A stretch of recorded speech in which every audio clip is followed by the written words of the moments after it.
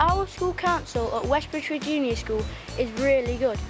Every pupil in school is on the school council, but we also have a team of 33 Year 6s that make up our school council committee. The school council committee lead the school council. We all have different roles in the council committee. There are council leaders, the fundraisers, the behaviour monitors, the problem solvers, the playground monitors, the minute takers and the reflectionist. The reflectionist is everyone has thought of the day after the school council meeting, like always remember to say thank you or think about the environment.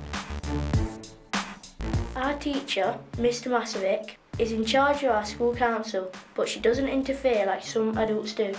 She lets us run it ourselves and decide how things should work, and we prefer it that way because it teaches us responsibility and organisation. It's really cool being on the school council committee, and all the younger pupils want to be on it when they reach Year 6.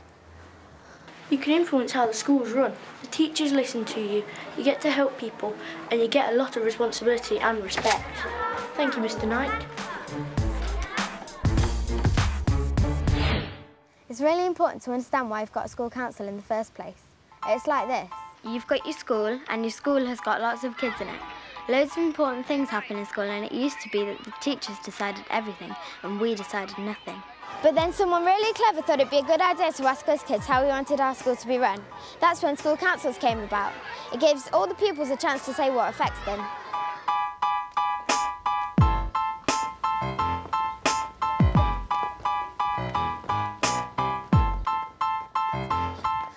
Our school councillors made lots of changes and decisions in the past. We got more playground equipment at lunchtimes.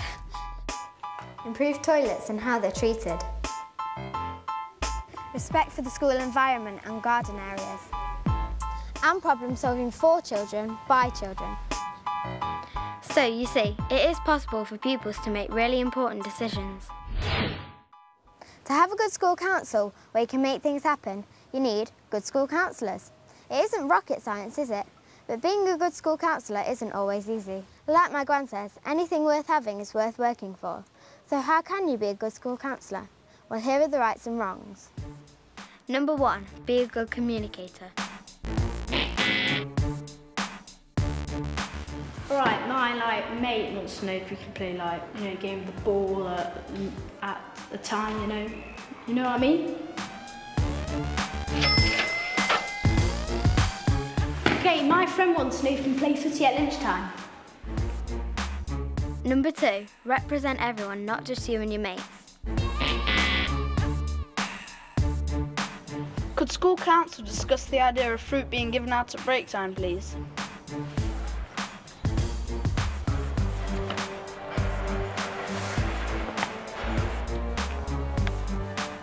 No, we don't like fruit.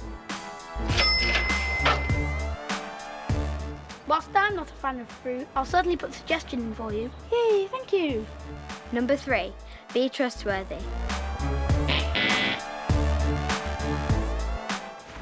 Joel, I've got this problem, but I don't want everyone to know. Could I just tell you in private? Yeah, that's fine.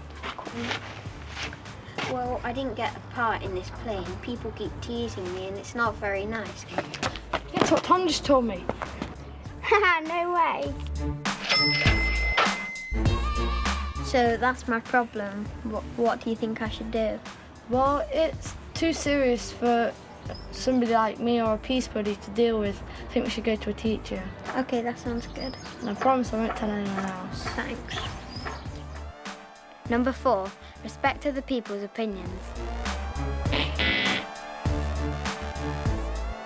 Our class was wondering whether we could have an after-school chess club. That is a really stupid idea.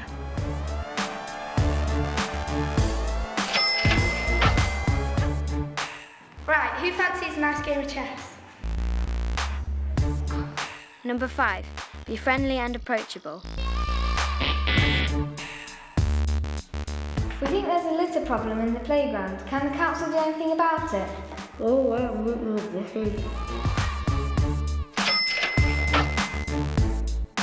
let me finish my lunch and I'll be with you in a minute. Do you like ham? Number 6, be committed.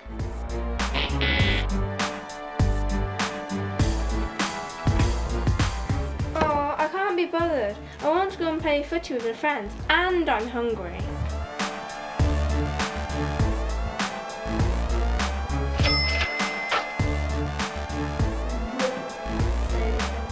So there we go. Those are some of the basic qualities you need if you're going to be an effective school counsellor. Of course, it's easier said than done to run a good school council, and every school does it differently. You've got to do what's right for your school and pupils. And we're going to show you exactly how we do it here at West Bridgeford Junior School.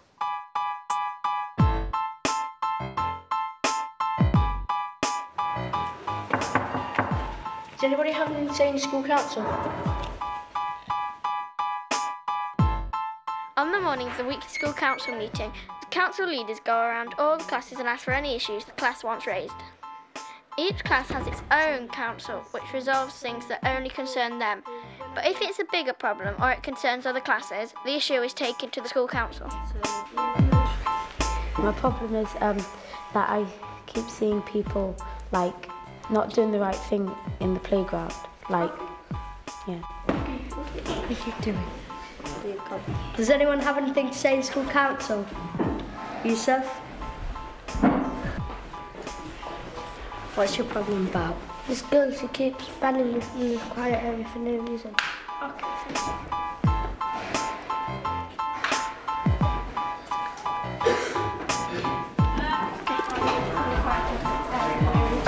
Megan wants to actually say something to you. It's this problem about a girl in our class, because some people have been mean to her. Okay. Saying stuff. There's some people who, when I go into the toilet, they're not washing their hands. Okay, thank you. Once they've written down all the issues, they make an agenda. That's a list of everything they'll say at the meeting, and it means they don't miss things off. Should we put Tim with litter? Yeah.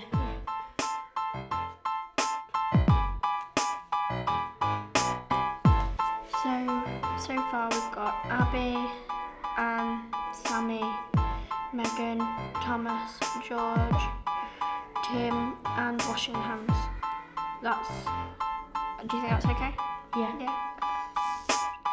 Then the whole school council comes into the hall. All the council committee members sit up front on the bench. Hello and welcome to school council. First of all, do any of the teachers have anything to say? Occasionally, a teacher talks during the meetings, but normally the council leaders do all the talking. They go through the agenda and raise the issues one by one. Everyone in the whole school has the opportunity to comment. Next on the agenda we have Megan in class 9. Well, there are these boys in year 4 and there's this girl in my class, and we were sitting at the table at lunch and they started, because she's new, they started going like, what's your name and stuff like that, and then when I told them to stop it, they started doing it to me, and it sort of makes me feel a bit stupid, like I can't do stuff even though I can, and I know I can, and it's just not very nice. So can you stop it, please? That's really not very nice to a person that's been at the school and somebody that's new. What sort of impression are you giving to them? If this new person has decided to come to this school, she's obviously thought that it's a good school, and then if you're doing that to them, well, they're gonna probably have second thoughts. Oliver? Well, if you want to know what someone's name is, just ask them what's their name, not what's your name. So, Charlie? As a lot of other people have said, it's really disrespectful and it's a form of bullying, and it's just being really patronising. You're nearly at the school, so I don't know why you're doing that. Charlie, that's a good point. Megan, would you like a peace buddy? Yes, please. Do we have a peace buddy that would like to solve this? Susie? Well, if you want to come meet me at the green bench at lunchtime, and I'll see you then trying to figure out the problem out. The problem solvers or peace buddies offer to resolve issues between pupils, or just give anyone who needs it some time to talk about their problems. Next on the agenda we have Sammy in class 7. Well, this is a boy and he just comes up and hits me for no reason. I don't really like it. Do we have any opinion on that, please? Simran? Well, that's a bit wrong. I mean, Why would you want to do that to somebody? I don't really get it. It's wrong. What's the point in hitting people? Because it's not very nice. We don't bully in our school, and that's a form of bullying, and that's obviously not, it's hurting Sammy, and he obviously doesn't like it. So can we have some more opinion, please? During the meeting, the minute taker will take notes on what issues are brought up and what's decided. That's so people can refer back to them later and remember what was said. Playground monitors read out the next week's timetable for the playground, whose turn it is and when. If a year group has misbehaved, they miss their turn, but if they have been really good, they gain an extra turn. Year 3 get the spare day, and it's on Tuesday. Everyone gets their day this week. And I'm just going to repeat the days. It's Monday year 6, Tuesday the spare day, Wednesday year 3, Thursday year 4 and Friday year 5. Once everything's been resolved, the reflectionists offer a thought for the day based on the issues people brought up. So far, Do you please bow your head for reflection? Just a thing before we start reflection. Last week, on our member at the end, not many people actually said it. And the whole point is that you say it to agree with what we're saying, okay? So, help us to be more caring. You shouldn't hit someone even if they did something to you, let alone if the person did nothing. Don't be mean to someone that knew they might be feeling a bit fragile. Beanbags can really hurt people as they've got hard beans in, and they may seem soft, but they're not. Don't ruin people's games. You wouldn't like it if they did it to you. Remember to wash your hands after you've gone to the toilet, and if there isn't any soap, just tell Mr. Britton. If you were nice and friendly to someone, they are more likely to let you play their games than if you nag them. Amen. When the meeting's over, the minute taker puts the minutes of the meeting on the school council notice board, where everyone can see it. It's useful because if someone's missed the meeting, they can still find out what happened.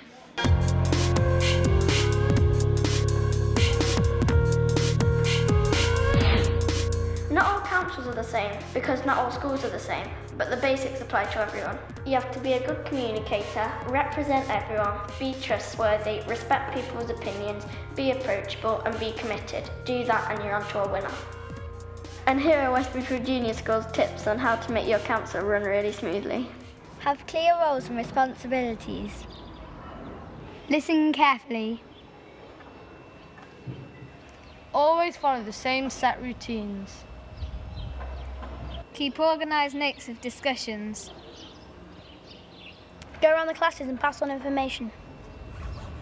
Remember to set an example to the rest of the school.